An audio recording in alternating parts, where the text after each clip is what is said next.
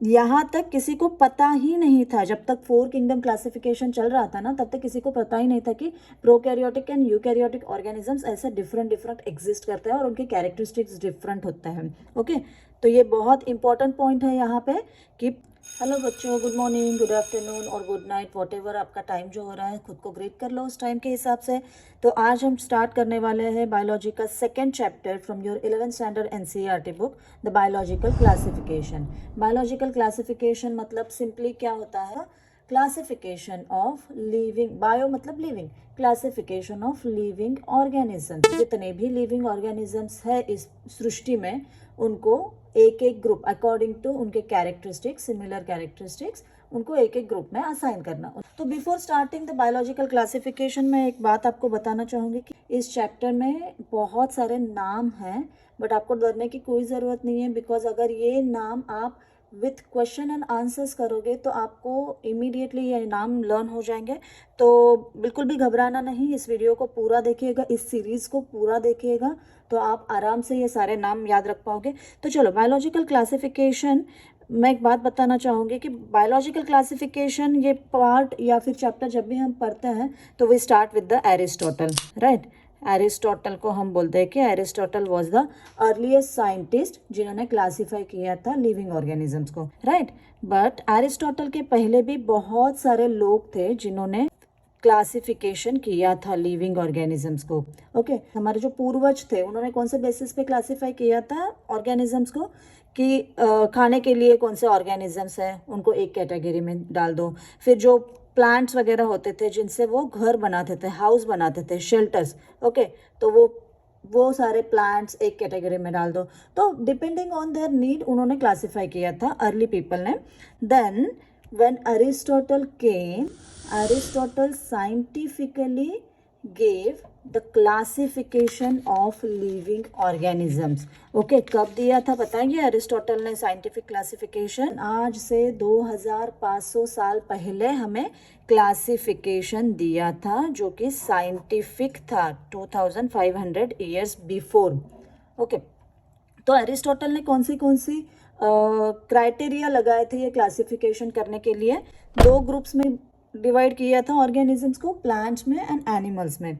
तो प्लांट्स और एनिमल्स को क्लासिफाई करने के लिए सिंपल मार्फोलॉजिकल क्राइटेरिया लगाए थे, क्योंकि इमेजिन करो ना, 2500 साल पहले तब माइक्रोस्कोप नहीं था, एडवांस टेक्नोलॉजी अवेलेबल नहीं थी, तो क्या ही करेंगे ना, इंसान सिर्फ देख के उसको क्लासिफाई करेगा, राइट।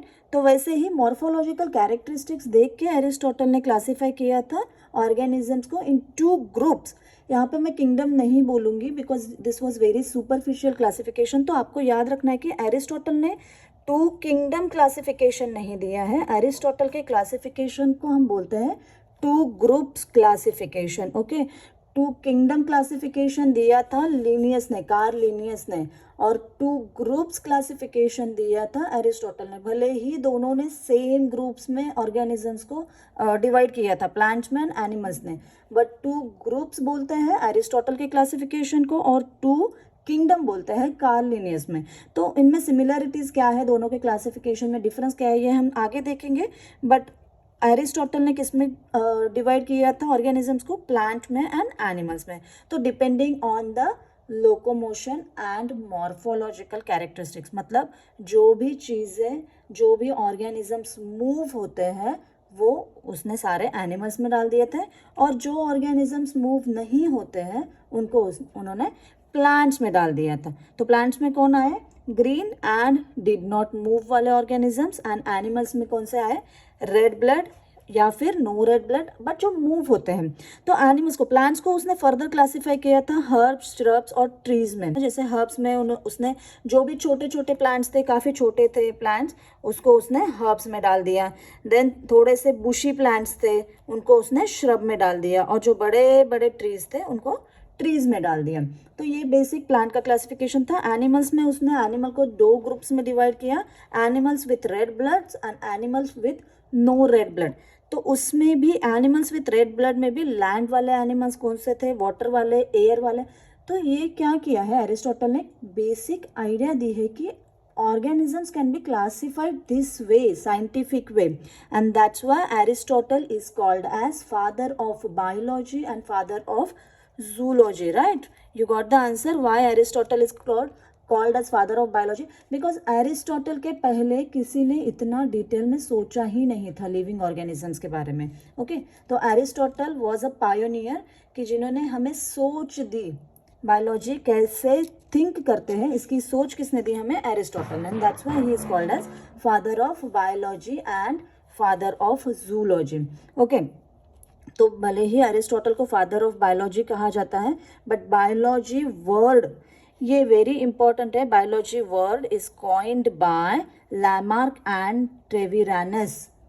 अगर एग्जाम में ये क्वेश्चन पूछा जाए कि term biology was coined by, then you should answer Lamarck and Treviranus, not Aristotle. Aristotle ने term coin नहीं किया. Father of biology is Aristotle, but the term biology was coined by Lamarck and Treviranus. Okay, तो ये हो गया 2500 साल पहले का क्लासिफिकेशन. प्लांट्स को ट्री, श्रब्स एंड हर्ब्स में डिवाइड किया, एंड एनिमल्स को रेड ब्लड. हाँ, इसको क्या बोलते हैं? रेड ब्लड को. जो एनिमल्स को रेड ब्लड था उनको नाम दिया एनाइमा, एंड जिनमें रेड ब्लड एब्सेंट था उनको नाम दिया anaima. A for absent. Okay, तो ये याद रखना है, अनाइमा मतलब absence of red blood cell. तो ये एरिस्टोटल के बारे में हो गया. इस पे हम 2-3 क्वेश्चंस देखते हैं. अभी क्वेश्चन आंसर्स हम प्रैक्टिस करेंगे तो आपका ये कंसेप्ट यहाँ के यहाँ ही पूरा क्लियर हो जाएगा. तो फर्स्ट क्वेश्चन है हमारा, Aristotle classified organism based on options body organization, locomotion, third habitat and fourth mode of nutrition. तो ऑर्गेनिजम्स को कौन से बेसिस पे क्लासिफाई किया था एरिस्टोटल ने? जो मूव होते हैं, जो मूव नहीं होते हैं. तो आंसर हमारा क्या आएगा? Yes, second option, locomotion. Okay, next question है हमारा, सेकेंड क्वेश्चन है, एरिस्टोटल क्लासिफाइड एनिमल्स. अभी ऑर्गेनिजम्स, पहले क्वेश्चन में था ऑर्गेनिजम्स, अभी एनिमल्स को किसके बेसिस पे क्लासिफाई किया? Number 1 prokaryotes and eukaryotes, no. Second protozoa and metazoa, no. Third autotrophic and heterotrophic, नहीं. फोर्थ ऑप्शन है enaima and anaima. Right, animals को किसमें क्लासिफाई किया था? एरिस्टोटल ने enaima and anaima. Okay, now third question, assertion and reason type of question है ये third वाला क्वेश्चन हमारा. तो एरिस्टोटल, असर्शन क्या है इसमें देखो, Aristotle classified plants into trees, shrubs and herbs on the basis of morphological characters. Right, correct. Right, and reason क्या है? Aristotle divided animals into group anaima and enaima. Correct, दोनों भी स्टेटमेंट करेक्ट है. Now options देखते हैं. First option है both assertion and reason are correct. Reason is correct explanation for assertion. Right, दोनों statement correct है, बट दोनों independently correct है. एक दूसरे के ऊपर डिपेंड है क्या? नहीं. मतलब एनिमल्स को ऐसे क्लासिफाई किया इसीलिए उसने प्लांट्स को वैसे क्लासिफाई किया क्या? No. Reason is not the correct explanation for assertion. Individually both statements are correct. Right, तो सेकेंड स्टेटमेंट क्या है? Both assertion and reason are correct, but reason is not correct explanation for assertion. Right, ये वाला option हमारा सही answer है. फिर भी आगे वाला ऑप्शन देखेंगे हम. assertion is correct but reason is incorrect, नहीं.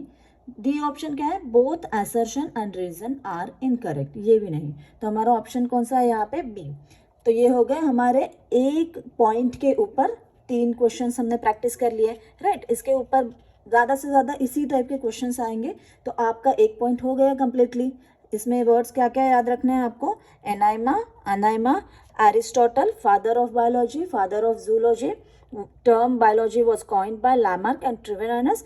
और 2 ग्रुप्स ऑफ, एरिस्टोटल ने क्या किया था? 2 ग्रुप्स ऑफ क्लासिफिकेशन दिया था, नॉट 2 किंगडम्स. 2 किंगडम्स किसने दिया था? कार्ल लिनियस ने. इस पार्ट में आपको इतना ही याद रखना है. हो गया एक पार्ट आपका easy. Now next moving toward the 2 kingdom classification. 2 kingdom classification हमें किसने दिया था? कार्ल लिनियस ने 1758 में. कौन से बुक में? सिस्टेमा नेचर. राइट, अभी कार्ल लिनियस और अरिस्टोटल के क्लासिफिकेशन में डिफरेंस क्या है? देखो, कार्ल लिनियस ने जो क्लासिफिकेशन हमें दिया था, अगर आपको फर्स्ट चैप्टर आप रिकॉल करोगे तो आपको वहाँ पे पता चलेगा कि कार्ल लिनियस ने kingdom, then order, class, genus and species, ये 5 डिस्टिंक्ट कैटेगरीज दी थी हमें. दी थी क्या नहीं? राइट, तो क्लासिफिकेशन में फर्स्ट चैप्टर में हमने देखा कि कार्ल लिनियस ने हमें ये 5 कैटेगरीज में एक ऑर्गेनिजम्स को क्लासीफाई करके दिया था. तो this was very in detail, depth में क्लासिफिकेशन किया था एक ऑर्गेनिजम्स को लेके, उसकी सिमिलरिटीज फाइंड करते करते करते हुए कार्ल लिनियस ने किंगडम टू स्पीसीज तक हमें क्लासिफाई करके दिया था ऑर्गेनिजम्स को. तो ये डिटेल में क्लासिफिकेशन हुआ. That is why Karl Linnaeus 2 kingdom classification is different from Aristotle's 2 group classification.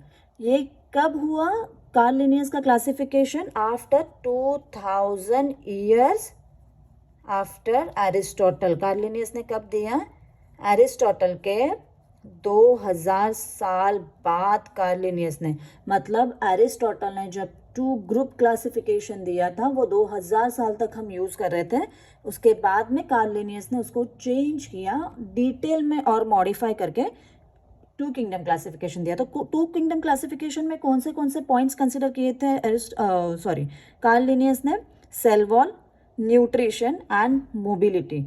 मतलब जिन ऑर्गेनिजम्स में सेल वॉल प्रेजेंट है वो जाएंगे प्लांट किंगडम में, और जिन ऑर्गेनिजम्स में सेल वॉल एब्सेंट है वो जाएंगे एनिमल्स में. तो एनिमल्स में सेल वॉल एब्सेंट, प्लांट्स में cell wall present. Nutrition, mode of nutrition, जो खुद का खाना खुद बनाते हैं मतलब ऑटोट्रॉफिक है वो जाएंगे प्लांट में. जो खुद का खाना खुद नहीं बनाते हैं, जो हेटेरोट्रॉफिक है, वो जाएंगे एनिमल किंगडम में. Okay.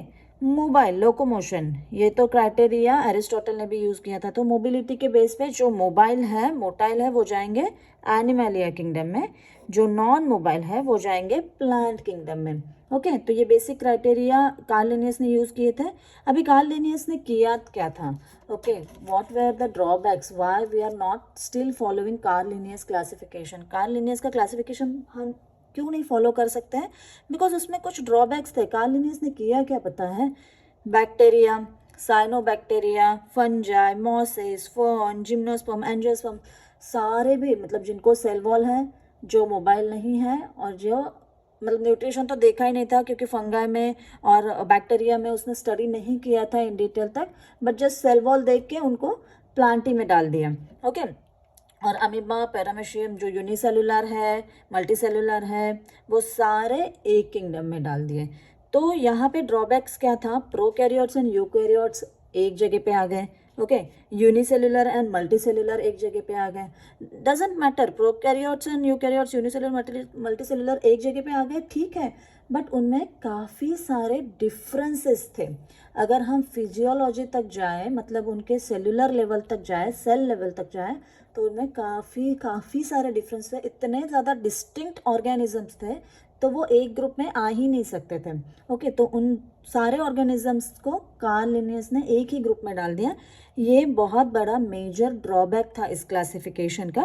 Photosynthetic and non photosynthetic organisms को एक जगह पे डाल दिया. जैसे बैक्टीरिया, आपको पता है बैक्टीरिया क्या है? प्रोकैरियोटिक है और यूनिसेल्युलर है. देन ब्लू ग्रीन अलगी क्या है? प्रोकैरियोटिक है, यूनिसेल्युलर है. फंगा क्या है? यूकैरियोटिक है और मल्टी सेल्युलर है. It can be unicellular as well. Okay. But ये यूकैरियोटिक है. मॉसेस क्या है?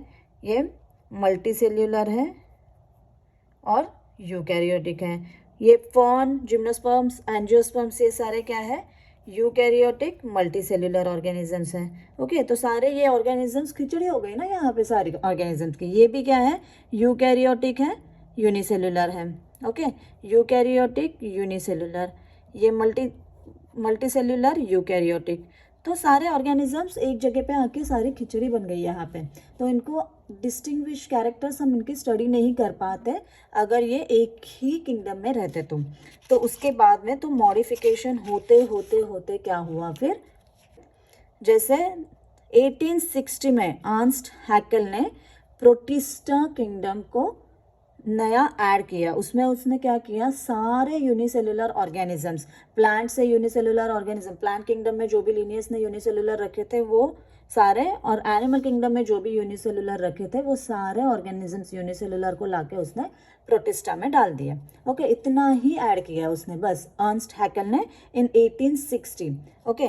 देन इन 1938 हर्बर्ट कोपलैंड ने 4 किंगडम क्लासिफिकेशन दिया, उसमें उसने क्या किया, मोनेरा किंगडम ऐड किया। अभी देखो थोड़ा सा एडवांस में थिंक किया है, जैसे ऑल यूनिसेलुलर में प्रोकैरियोट्स भी आ गए, यूकैरियोट्स भी आ गए, तो कोपलैंड ने क्या किया, यूनिसेलुलर विदाउट सेल वॉल को प्रोटिस्टा में रहने दिया और यूनिसेलुलर विथ सेल वॉल को मोनेरा में डाल दिया। अभी यहाँ पे देखो स्टिल फंजाई जो है ना, still they were in the plant kingdom, still वो प्लांट में ही थे फंजाई। ओके, फंजाई को डिफरेंट क्लास असाइन नहीं किया था, डिफरेंट किंगडम असाइन नहीं किया था। तो यहाँ पे याद रखोगे आप, एनिमल्स को मेटाजोआ बोलते हैं, प्लांट्स को मेटाफाइटा बोलते हैं, और प्रोटिस्टा एंड मोनेरा में क्या आ गए, प्रोटिस्टा में आ गए विदाउट सेल वॉल। यहाँ पे प्रोकैरियोट्स एंड यूकैरियोट्स का डिफरेंशिएट नहीं हुआ था, यहाँ पे सिर्फ cell wall and with cell wall और विदाउट सेल वॉल इतना ही डिफरेंशिएट हो गया था। यहाँ तक याद रखो, 4 किंगडम क्लासिफिकेशन तक प्रोकैरियोट्स और यूकैरियोट्स का कहीं पे भी जिक्र नहीं हुआ था, किसी ने भी नहीं बताया था कि ये प्रोकैरियोटिक है, ये यूकैरियोटिक है। तो यहाँ तक किसी को पता ही नहीं था, जब तक 4 किंगडम क्लासिफिकेशन चल रहा था ना, तब तक किसी को पता ही नहीं था कि प्रोकैरियोटिक एंड यूकैरियोटिक ऑर्गेनिजम्स ऐसे डिफरेंट एग्जिस्ट करते हैं और उनके कैरेक्टरिस्टिक्स डिफरेंट होते हैं। ओके, तो ये बहुत इंपॉर्टेंट पॉइंट है यहाँ पे कि प्रोकैरियोटिक ऑर्गेनिजम्स को सबसे पहले किसने डिफरेंट ग्रुप में ऐड किया था, रॉबर्ट एच विटेकर। इवन दो मोनेरा किंगडम यहाँ पे ऐड हुआ था। ओके, कोपलैंड ने मोनेरा किंगडम ऐड किया था। ये कंफ्यूज हो सकता है कि कोपलैंड ने जो अगर मोनेरा किंगडम ऐड किया है तो प्रोकैरियोट्स को सबसे पहले क्लासीफाई किसने किया था, who has classified prokaryotes for the first time.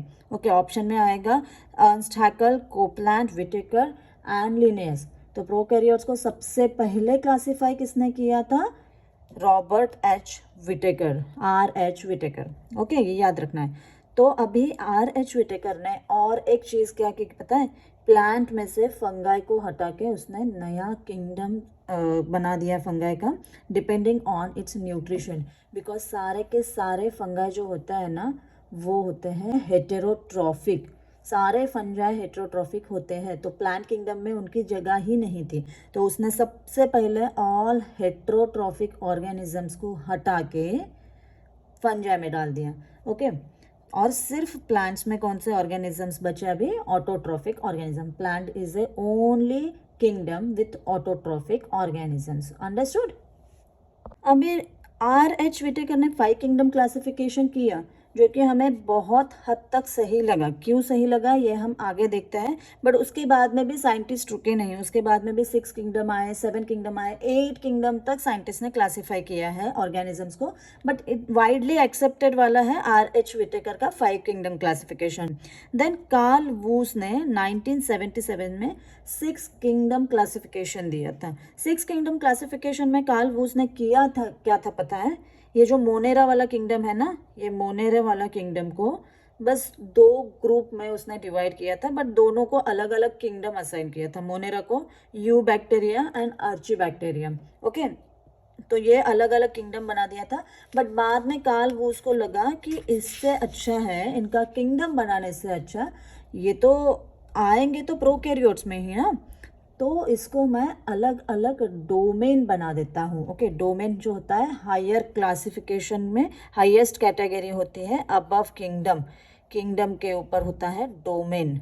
Okay, जैसे किंगडम में कितने किंगडम्स आते हैं, 5 किंगडम्स आते हैं। तो कार्ल वूस ने सोचा कि इन 5 किंगडम को मैं 3 डोमेन्स में क्लासीफाई करता हूँ। कौन से है वो डोमेन्स, एक हो गया यू बैक्टीरिया, यहाँ पे लिख देते हैं, दूसरा हो गया अर्की बैक्टीरिया, और तीसरा हो गया यूकैरियोट्स। ओके, यू बैक्टीरिया मतलब ट्रू बैक्टीरिया, अर्की बैक्टीरिया मतलब जो एंशियंट टाइम में, Arki word itself indicate archaeology बता ना, बहुत पुराने ज़माने की एंशियंट टाइम की। तो अर्की मतलब जो इवोल्यूशन में सबसे पहले बैक्टीरिया इस अर्थ पे आए थे, सबसे पुराने बैक्टीरिया जो पाए जाते हैं वो अर्की बैक्टीरिया है। तो 3 डोमेन में डिस्ट्रीब्यूट कर दिया, प्रोकैरियोट्स को you bacteria and Arki bacteria, and सारे यूकैरियोट्स को एक डोमेन में रख दिया, तो domain eukaryote. But now mostly accepted classification किसका है? R.H. विटेकर का है। चलो इससे पहले एक क्वेश्चन देख लेते हैं प्रीवियस स्लाइड पे जो हमने अभी तक पढ़ी है, उसके ऊपर एक क्वेश्चन देख लेते हैं। देखो क्वेश्चन है यहाँ पे, who proposed a 2 kingdom system of classification. 2 kingdom में ऑप्शंस देखो, मैंने बोला था ना ये क्वेश्चन आ सकता है और ये ट्रिकी है। Linnaeus, Bentham and Hooker, C Aristotle, D R.H. Whittaker. तो अरिस्टोटल ने क्या किया था? 2 ग्रुप्स ऑफ ऑर्गेनिज्म, ग्रुप्स दिए थे, नॉट किंगडम। किंगडम किसने दिया था? Karl Linnaeus. So option is a. Okay, अभी हमने देखा कि विटेकर के क्लासिफिकेशन में कौन से किंगडम है? Kingdom Animalia, Plantae, then Monera, Protista and Fungi. तो ये क्वेश्चन देखो, Whittaker system of classification does not has 1 Mycota, B Protista, C algae and D Plantae. अभी यहाँ पे आपको याद रखना है, माइकोटा मतलब क्या है?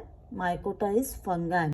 तो यहाँ पे फंगाई मतलब फर्स्ट ऑप्शन है kingdom Fungi, then Protista, then kingdom algae and kingdom Plantae. इसमें से फंगाई, प्रोटिस्टा एंड प्लांटी तो है 5 किंगडम में, अलगी है क्या? नहीं। और एक क्वेश्चन देखते हैं इसके ऊपर। तो question number 3, who divided Monera into Archaebacteria and Eubacteria? Right, options है F.E. Fritsch, second Lamarck, third R.H. Whittaker and fourth Carl Woese. Clear है? Option is, answer is Carl Woese. Carl Woese ने Monera को divide किया था Archie and you bacteria में। तो अगर आप ऐसे क्वेश्चन आंसर्स के साथ पढ़ाई करते हो ना, तो आपको वो पॉइंट्स 101% याद हो जाते हैं।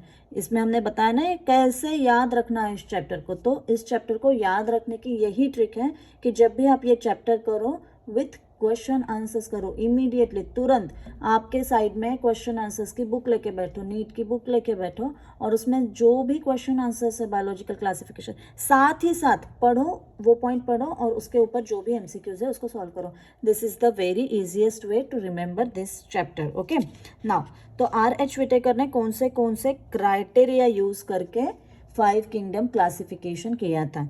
जैसे cell structure, okay, cell structure के बेसिस में विटेकर ने 2 ग्रुप्स में ऑर्गेनिजम्स को डिवाइड किया था, prokaryotes and eukaryotes. Cell structures को बोलते हैं सेल टाइप। ओके, आप ये आपके बुक में देख सकते हो, NCERT के बुक में जो टेबल है उस टेबल में आपको ये सारे क्राइटेरियाज दिखेंगे और उसके अंडर ये ग्रुप्स दिखेंगे सेल स्ट्रक्चर्स के बेसिस पे, प्रोकैरियोट्स एंड यूकैरियोट्स। ओके, यहाँ पे मैं एक चीज़ आपको बताना चाहती हूँ, प्रोकैरियोट्स, यूकैरियोट्स, इसका मीनिंग क्या है? प्रो मतलब प्रिमिटिव, ये कहीं पे भी याद रखो। प्रो का मतलब होता है प्रिमिटिव, प्रीवियस। कैरियोट्स मतलब nucleus. Okay, karyon, nucleus. Eu मतलब true, eu true, right, rhyming words है ना, यू ट्रू। कैरियोट्स मतलब न्यूक्लियस। तो सीधी सी बात है, प्रोकैरियोट्स में न्यूक्लियर मेम्ब्रेन प्रेजेंट नहीं होती है। जैसे ये समझो बैक्टीरिया है, बैक्टीरिया में आपने देखा होगा कि DNA ऐसे ही साइटोप्लाज्म में प्रेजेंट होता है, न्यूक्लियर मेम्ब्रेन सराउंडिंग नहीं होती है, न्यूक्लियस नहीं होता है। और यूकैरियोट अगर आप एनिमल सेल या प्लांट सेल देखोगे तो उसमें आपको क्या दिखेगा? एक न्यूक्लियस के अंदर न्यूक्लियर मटेरियल है। तो यूकैरियोट मतलब ट्रू न्यूक्लियस, प्रोकैरियोट्स मतलब प्रिमिटिव न्यूक्लियस, मतलब न्यूक्लियस डेवलप नहीं हुआ था प्रोकैरियोट्स में। ओके, तो इस क्राइटेरिया पे प्रोकैरियोट्स एंड यूकैरियोट्स में क्लासिफाई किया है। तो प्रोकैरियोट्स में कौन से मेंबर जाएंगे? प्रोकैरियोट्स में सिर्फ जाएगा किंगडम मोनेरा, पूरा का पूरा किंगडम मोनेरा प्रोकैरियोट्स में ही। एक ही किंगडम है प्रोकैरियोट्स में, मोनेरा। और यूकैरियोट्स में कौन सा है? 4 किंगडम है remaining. Okay, Animalia, Plantae, Protista and Fungi. ये 4 किंगडम किस में जाएंगे? यूकैरियोट्स में जाएंगे। Cell wall, depending on the cell wall many organisms are classified differently. Okay, for example cell wall में सेल्यूलोज प्रेजेंट है, सेल्यूलोजिक सेल वॉल है। नीचे से जा रही हूँ मैं, सेल्यूलोजिक अंडरस्टैंड करने के लिए इजी जाएगा, इसीलिए सेल्यूलोजिक सेल वॉल है। तो किस में होती है वो? प्लांट्स में। तो वो किंगडम कौन से किंगडम में चला गया? प्लांटी में चला गया। Okay, then Fungi, Fungi kingdom में कौन सी सेल वॉल होती है? काइटिन। ओके, काइटिन हो गया तो वो चला गया फंगाई किंगडम में। एंड पेप्टिडोग्लाइकन मतलब अमाइनो एसिड एंड पॉलीसैकेराइड्स की अगर सेल वॉल हो तो वो चला गया किंगडम मोनेरा में। ओके, तो अभी इसमें से सिर्फ और सिर्फ एनिमेलिया किंगडम में क्या नहीं है, सेल वॉल नहीं है। Okay, kingdom Animalia doesn't have cell wall. Okay, अभी यहाँ पे मैंने बताया कि प्रोकैरियोट्स में मोनेरा है। ये एक चीज़ और याद रखना, सारे के सारे यूनिसेल्युलर हैं। ओके, प्रोकैरियोट्स में सारे के सारे यूनिसेल्युलर हैं। यूकैरियोट्स में both unicellular as well as multicellular organisms हैं, उनको अलग अलग किंगडम दिया है। तो सेल वॉल के बेसिस में देखा हमने, पेप्टिडोग्लाइकन है तो वो किंगडम मोनेरा में चले गए, काइटिन है तो फंगा में चले गया, सेल्यूलोजिक है तो प्लांट में चला गया। प्रोटिस्टा में कौन से टाइप ऑफ सेल वॉल होती है? तो कुछ मेंबर्स ऑफ प्रोटिस्टा है उनको सेल वॉल होती है, कुछ मेंबर्स ऑफ प्रोटिस्टा को सेल वॉल नहीं होती है। तो इट्स नॉट कंपलसरी कि प्रोटिस्टा में हर एक ऑर्गेनिजम्स को सेल वॉल प्रेजेंट हो। तो प्रोटिस्टा में सेल्यूलोजिक भी हो सकती है cell wall. Okay, then other sugars की भी हो सकती है, मॉडिफाइड शुगर की भी हो सकती है, या फिर मॉडिफाइड पेप्टाइड्स की भी हो सकती है। बट प्रोटिस्टा में कौन से ऑर्गेनिजम्स है? सिर्फ और सिर्फ यूकैरियोटिक, यू का मतलब यूकैरियोटिक यूनिसेल्युलर। ओके, प्रोटिस्टा में एक ही चीज़ देखी गई, जितने भी यूकैरियोटिक यूनिसेल्युलर ऑर्गेनिजम्स हैं उनको प्रोटिस्टा में डाला गया है। यहाँ पे सेल वॉल के क्राइटेरिया से प्रोटिस्टा किंगडम को डिफ्रेंशिएट नहीं किया है। अंडरस्टूड? प्रोटिस्टा में सिर्फ और सिर्फ यूनिसेल्युलर यूकैरियोट को ही डाला है। तो ये प्रोटिस्टा किंगडम का ये हो गया classification. Now nuclear membrane. Nuclear membrane तो बताया था मैंने, न्यूक्लियर मेम्ब्रेन ऊपर ही हुआ था कि base depend on nuclear membrane. Monera में, किंगडम मोनेरा में क्या होता है? No nuclear membrane. प्रोकैरियोट्स होता है ना, सारे के सारे प्रोकैरियोट्स मोनेरा में हैं, तो नो न्यूक्लियर मेम्ब्रेन, NB लिख रही हूँ मैं। ओके, और सारे के सारे यूकैरियोट्स मतलब बाकी के जो 4 किंगडम हैं, पूरे 4 किंगडम्स हैं ना, animal, plant, protista and fungi, उनमें क्या होता है? Presence of nuclear membrane, presence of nuclear membrane. तो अंडरस्टूड? न्यूक्लियर मेम्ब्रेन के बेसिस पे कैसे क्लासिफाई किया। देन बॉडी ऑर्गेनाइजेशन, ये वाला जो पार्ट है ना, वो सिर्फ और सिर्फ R.H. विटेकर ने एकदम क्लियरली मेंशन किया है। बॉडी ऑर्गेनाइजेशन मतलब सेल्यूलर, ये आपको टेबल में दिखेगा। सेल्यूलर मतलब यूनिसेल्यूलर, एक ही सेल, बॉडी किसी है एक ही सेल से बनी है। तो यूनिसेल्युलर को किस में डाल दिया उसने? Depending on its prokaryotic and eukaryotic nature, unicellular को डाल दिया मोनेरा एंड प्रोटिस्टा में। ओके, मतलब जो भी यूनिसेल्युलर ऑर्गेनिज्म प्रोकैरियोटिक थे, न्यूक्लियर मेम्ब्रेन एब्सेंट थी, उनको डाल दिया मोनेरा में, और जो भी यूकैरियोटिक यूनिसेल्युलर है, न्यूक्लियर मेम्ब्रेन प्रेजेंट थी, उसको डाल दिया उसने प्रोटिस्टा में। तो depending on body organization. Then Monera and Protista हो गया, उसके बाद में कौन सा आया? Fungi, kingdom fungi. इसमें कौन सा टाइप का बॉडी ऑर्गेनाइजेशन है? लूज टिश्यू, मतलब अभी ऑर्गन्स बना नहीं था, जैसे सेल, टिश्यू, ऑर्गन सिस्टम ऐसे बनता है ना, वैसे यहाँ पे loose tissue level of organization जिनमें था, उनको डाल दिया फंजाई में, राइट। और जिनमें ऑर्गन सिस्टम लेवल का ऑर्गेनाइजेशन था, ऑर्गन एंड ऑर्गन सिस्टम, उनको डाल दिया एनिमल्स एंड प्लांट्स में। याद रहेगा?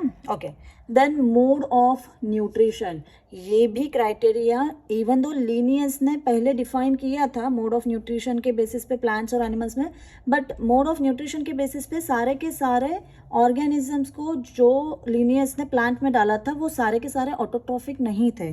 तो depending on mode of nutrition autotrophs and heterotrophs में डिफ्रेंशिएट किया।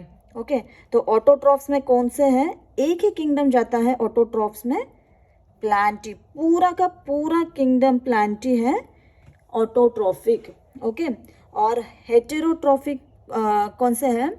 फंगाई, एक unique kingdom fungi and Animalia, इसमें सारे ऑर्गेनिजम्स हैं हेटेरोट्रॉफिक। बाकी के प्रोकैरियोटिक मतलब मोनेरा एंड प्रोटिस्टा में कुछ ऑटोट्रॉफिक है, कुछ हेटेरोट्रॉफिक है। तो डिपेंडिंग ऑन अदर क्राइटेरिया उनको जैसे यूनिसेल्युलर बताया मैंने, प्रोकैरियोट यूकैरियोटिक, वैसे उनको प्रोटिस्टा एंड मोनेरा में डाला है, बट ये हेटेरोट्रॉफिक एंड ऑटोट्रॉफिक ये जो है मोस्टली प्लांटी एनिमलियन फंजाई के लिए ही यूज़ किया गया है mode of nutrition.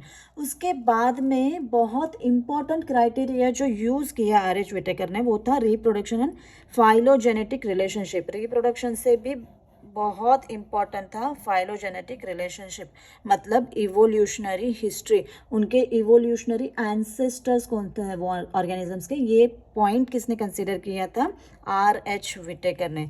And that is why इतने सारे क्लासिफिकेशन देने के बाद भी आर.एच. विटेकर का क्लासिफिकेशन अभी तक क्यों चल रहा है, because he was the person who has discussed about phylogenetic relationship और उसके बेसिस पे उसने ऑर्गेनिजम्स को क्लासीफाई किया था। तो समझ में आ गया। इसके ऊपर एक दो क्वेश्चन देखते हैं हम। तो देखो फर्स्ट क्वेश्चन है यूनिसेल्युलर प्रोकैरियोट्स, ध्यान से पढ़ना है आपको एक एक वर्ड, यूनिसेल्युलर प्रोकैरियोट। जैसे ही वर्ड आपके दिमाग में स्ट्राइक होता है unicellular prokaryotes kingdom Monera, that's it. Find his place in 5 kingdom classification as options Monera, B Protista, C Fungi, fourth none. तो यूनिसेलुलर प्रोकैरियोट्स, जैसे ही दिमाग में ये वर्ड आता है आपके दिमाग में एक ही वर्ड आना चाहिए, kingdom Monera, right. Second question है most protist are aquatic, terrestrial, aerial and none. ये वाला है जो हम किंगडम प्रोटिस्टा जब पढ़ेंगे ना उसके बाद में आप ठीक से आंसर कर पाओगे, फिर भी मैं इसका आंसर यहाँ पे बता देती हूँ। Most protist are aquatic, water में सबसे ज़्यादा प्रोटिस्ट फाइंड किए गए हैं। ओके, थर्ड क्वेश्चन है which one of the following is not a characteristic feature of Fungi. Cell wall is made of chitin, yes right correct. Second, filamentous mycelium is present, right. Mycelium मतलब body of Fungi, Fungi की body को बोलते हैं हम mycelium, okay. और kingdom को बोलते हैं माइकोटा। माई वर्ड जहाँ भी लगेगा ना, माइको, माइकोटा, माइसेलियम, वो फंजाई के रिलेटेड ही होगा, ओके। ये माई वर्ड रिलेटेड होगा फंजाई से। Now can carry out photosynthesis, अभी इसी बेसिस पे तो क्लासीफाई किया था ना आर.एच. विटेकर ने कि वो फोटोसिंथेटिक नहीं है, इसीलिए फंजाई को हटा के प्लांट से एक नया किंगडम बनाया था। तो ये थर्ड वाला जो ऑप्शन है हमारा वो स्टेटमेंट रॉन्ग है, बट हमारा आंसर क्या है, सी, कैन कैरी आउट फोटोसिंथेसिस। ये गलत आंसर है, मतलब गलत सेंटेंस है पर आंसर सही है, ओके। तो ये हो गए हमारे इसके ऊपर बेस्ड क्वेश्चंस। इजी है ना, अभी इजी लग रहा होगा आपको ये चैप्टर, राइट। अभी जस्ट रिवाइज करते हैं आर.एच. विटेकर के सिस्टम ऑफ क्लासिफिकेशन को। देखो क्या किया था आर.एच. विटेकर ने, ऑल यूनिसेल्युलर प्रोकैरियोट्स को कहाँ डाला था, किंगडम मोनेरा में।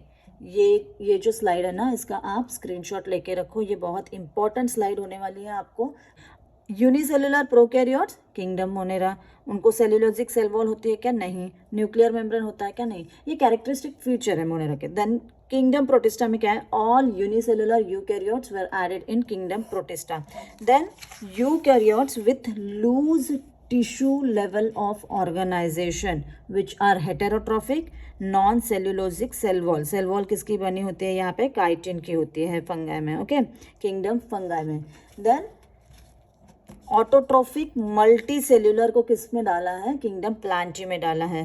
And heterotrophic multi cellular with no cell wall, एक ही किंगडम ऐसा है जिनमें सेल वॉल नहीं होती है, किंगडम एनिमलिया, ओके।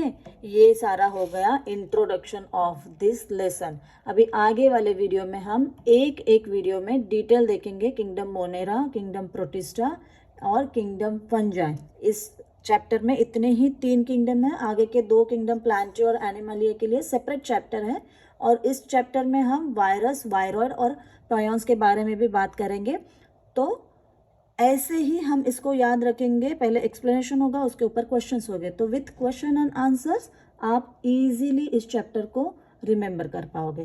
तो चलो जल्दी से फटाक से, अगर ये वीडियो आपको अच्छी लगी है तो इसको लाइक ज़रूर करना, सब्सक्राइब करना चैनल को, तो आप ऐसे इंपॉर्टेंट टॉपिक्स मिस नहीं करोगे। तो जल्दी से इस वीडियो को लाइक करो, सब्सक्राइब करो और अपने फ्रेंड्स के साथ ज़रूर शेयर करना।